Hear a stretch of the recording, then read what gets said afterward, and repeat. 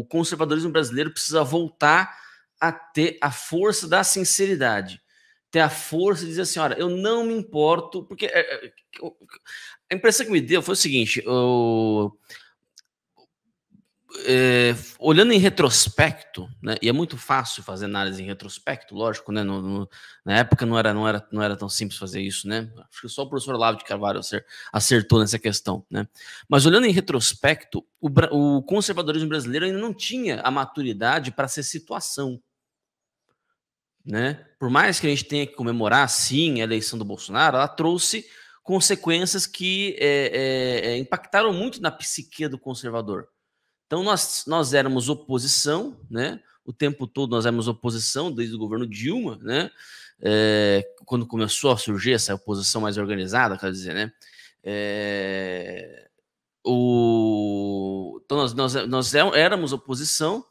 Em 2018, viramos situação. Aí nós colocamos numa situação, numa condição que a realidade é que o conservador médio brasileiro não tinha ainda, né? Digamos assim, ainda não tinha perfeitamente, né, a maturidade para ter, né? E isso acabou sofrendo, né, nos causando um problema, né? Que é o problema de assim, ó, nós precisamos mascarar, né, essa nossa radicalidade, nós precisamos mascarar nossa radicalidade, porque senão a opinião da mídia, a opinião vai cair de pau entre a gente a população, né, aquele imenso centrão, que é aquela população que não está engajada, vai dar ouvidos à Folha, vai dar ouvidos à Globo, etc. Então, nós não podemos deixar ponta solta para a Globo, para a grande imprensa de maneira geral, aproveitar. Era a nossa preocupação. Nós tínhamos essa preocupação muito grande durante o governo Bolsonaro, né? O que acabou nos custando em termos de vitalidade. O que acabou nos custando em termos de vitalidade. Eu percebo isso claramente. Não sei se você concorda comigo, Carlos, mas eu percebo isso claramente. Então, em termos de vitalidade, em termos de sinceridade, em termos de espontaneidade, né? Talvez seja o termo melhor. Em termos de espontaneidade, a direita perdeu muito durante o governo Bolsonaro. Não por causa do Bolsonaro, especificamente, não estou culpando ele, né? Mas no processo que foi, né? Nós sermos situação, a direita acabou perdendo espontaneidade, né? Por causa desse medo mesmo, né? Por causa desse medo, por causa dessa apreensão que era, né, legítima, né? Essa apreensão de que, ó, vamos pegar qualquer coisa que a gente vai fazer, vão virar, vão torcer, entendeu? E vão transformar isso aqui em arma para bater no Bolsonaro, né? Então, nós tivemos esse revés aí, e agora, né? Agora, depois, passado o susto, eu vejo, sinceramente, a direita voltando a perceber que ela precisa ser, sim, radical. Ser, sim, radical. Na defesa da vida contra o aborto, na defesa da família, na defesa do direito à propriedade privada, na defesa, né, do direito de defesa, né, da sua legítima defesa, através da posse de armas, entendeu? De novo, a direita precisa voltar a ser radical. Radical nas suas ideias, radical, né? Senhora, no sentido, né? Radical no sentido de estar próximo à raiz, né? Estar na raiz. Então, qual que é a nossa raiz mesmo? A nossa raiz, né? É de homens e mulheres que querem trabalhar, viver a própria vida e não encher o saco de ninguém. E não quer que enche o saco deles também. Acho que isso, eu sinceramente acho que isso resume o conservadorismo brasileiro, viu, Carlos? É simplesmente o cara que quer não encher o saco de ninguém e não quer que enche o saco dele também. Entendeu? Uma vez eu escrevi um artigo uns 6, 7 anos atrás, não tinha nem terça livre ainda. Então, 6, 7 anos atrás já tinha terça livre. Então, terça livre tá no comecinho, né? E eu falei assim, olha, eu acho que o conservadorismo brasileiro se resume em dois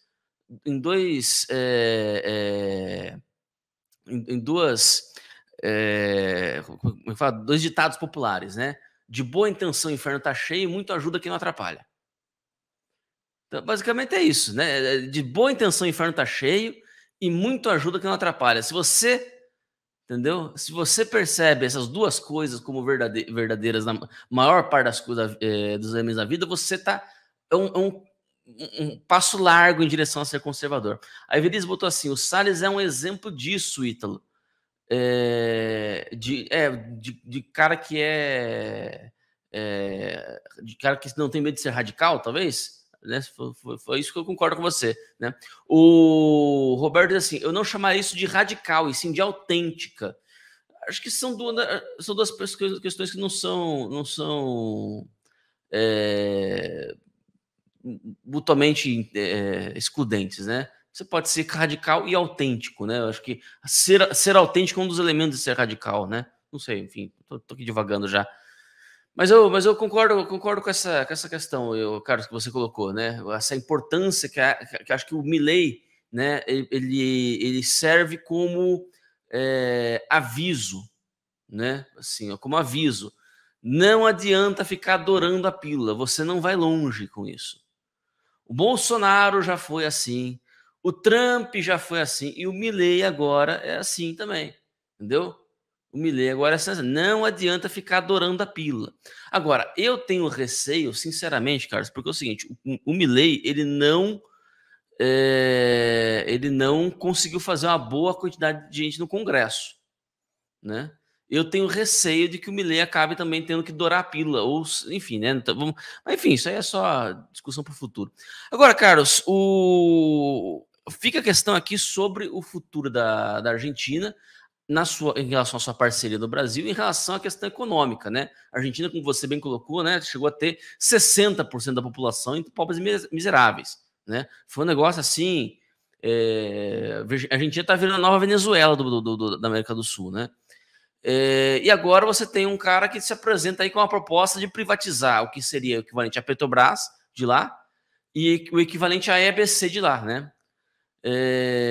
Já começou falando que vai privatizar. Qual que é a sua perspectiva, né? Considerando o plano do Milei, né? Não se ele vai conseguir concretizar ou não, né? Mas considerando o plano do Milei, as intenções do Milei, qual que é a sua perspectiva para a economia argentina aí de curto, médio e longo prazo?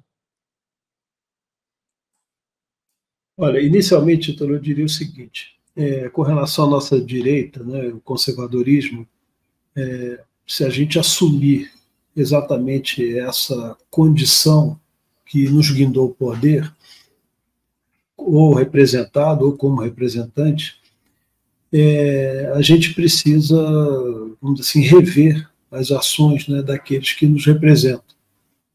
Porque, na verdade, esse radicalismo, como você falou bem, né, que significa raiz, essência e autenticidade, em toda essa condição, mas o radical, a palavra tem uma potência própria, né? Cada palavra tem uma potência própria. E o que a gente precisa, nesse curto aprendizado que a gente teve agora com o Milei, na ação política dele, é exatamente esse. De não, vamos dizer assim, não mascarar aquilo que nós somos, achando que o eleitorado está esperando alguma coisa diferente. Se o eleitorado está esperando alguma coisa diferente de você, não se candidate. Fique em casa, né? Vá arrumar outra coisa para fazer na vida. A política precisa de um ambiente de sinceridade e honestidade, repito. Tanto é que, se a gente reparar, não usando dessa forma, dissimulando o que somos, é muito mais fácil você eleger um autêntico canalha, que é o que acontece com o Brasil e acontece com outros países, né? Os canalhas são muito mais efetivos, né, nessa manobra do que nós. Não sabemos disfarçar, né? A gente até segura um pouco as palavras, né, Ítalo? Mas daqui a pouco a gente solta, né? Não tem jeito. Então, o curso do programa vai ficando mais solto e você fica mais assim ativo, daqui a pouco solta mesmo, porque não tem como, essa é a minha realidade. Eu não vou esconder, não posso chamar de Vossa Excelência um conjunto de criminosos, então não tem razão. E os nossos representantes precisam aprender isso e utilizar as forças que estão disponíveis no ato radical mesmo de efetiva representação daquilo que eles foram eleitos por outras razões, né? Mas, vamos lá. O segundo ponto, a questão da economia, o Milei já tem que entrar com um pacote de reformas claras do Estado, não tem jeito. Ele tem que encarar o problema do câmbio, que é gravíssimo, ele tem baixíssimo recurso de dólar, quer dizer, então ele não consegue importar insumos para rodar, por exemplo, a indústria. A inflação, por exemplo, que existe, né, a questão do Banco Central, que ele precisa equacionar a política monetária, mas também tem um outro ponto, que é exatamente a credibilidade das instituições, né, no caso o IDEC, que estabelece os números, não só da economia do país, mas também outras estatísticas que ponderam e atuam numa estratégia de você redefinir rumos. Então, você precisa ter a credibilidade nos números das estatísticas, não só de inflação, mas de outros pontos. A questão, por exemplo, como a gente falou agora no começo, os subsídios, né, que o controle de preços, que no fundo é isso, né, precisam se trabalhar os cortes imediatos disso. Então, o Milei não tem muito o que negociar.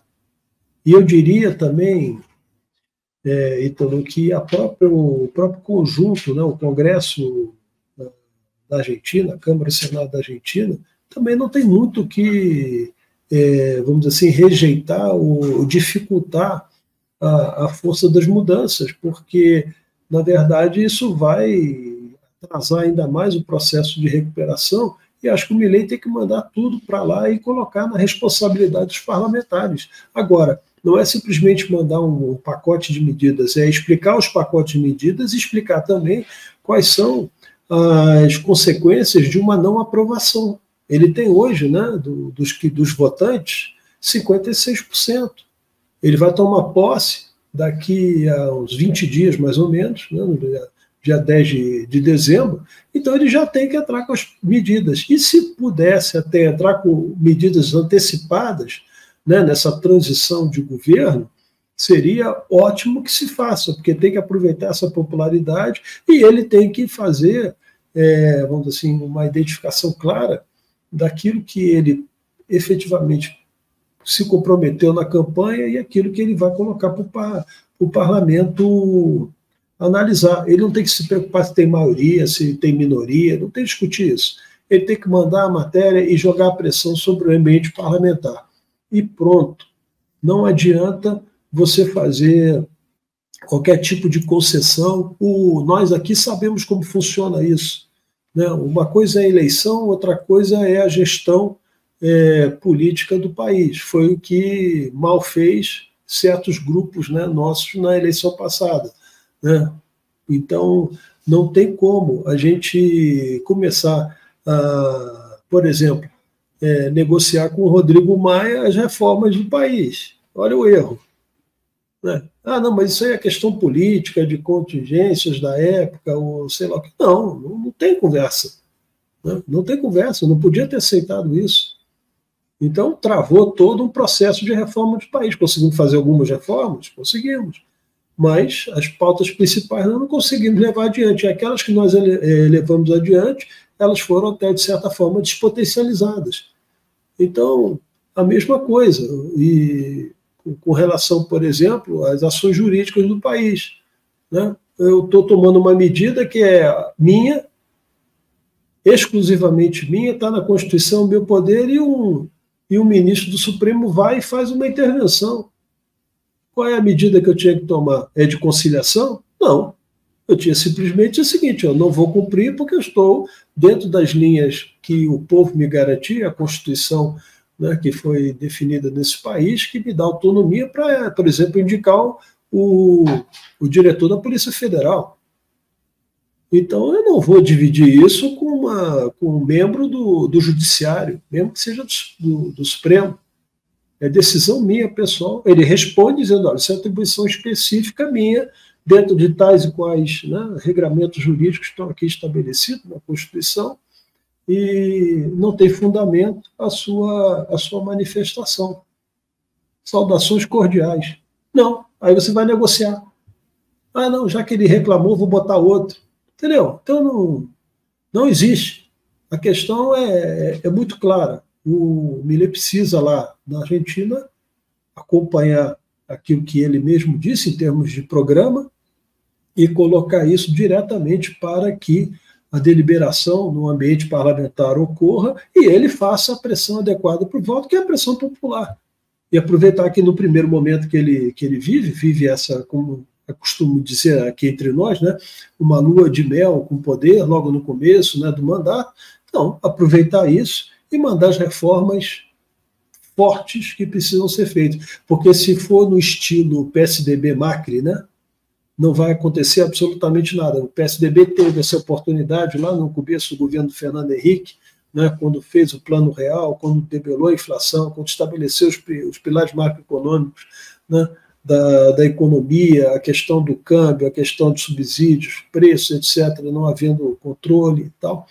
Ele não fez o restante, privatizou a Vale e o restante. Aí começou o jogo político para a reeleição, aí começou o jogo de poder.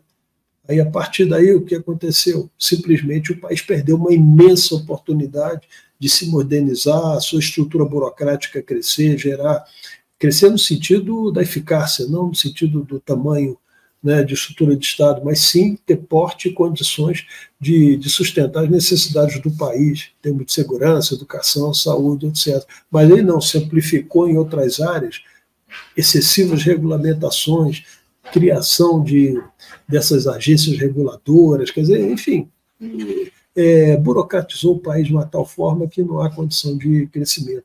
Então, repito, a responsabilidade tem que estar lá, efetivamente, lá no campo do Congresso argentino, e ele dizer à população que o que ele mandou é efetivamente o que ele prometeu e que 56% da população topou no sentido de colocá-lo na presidência para fazer isso.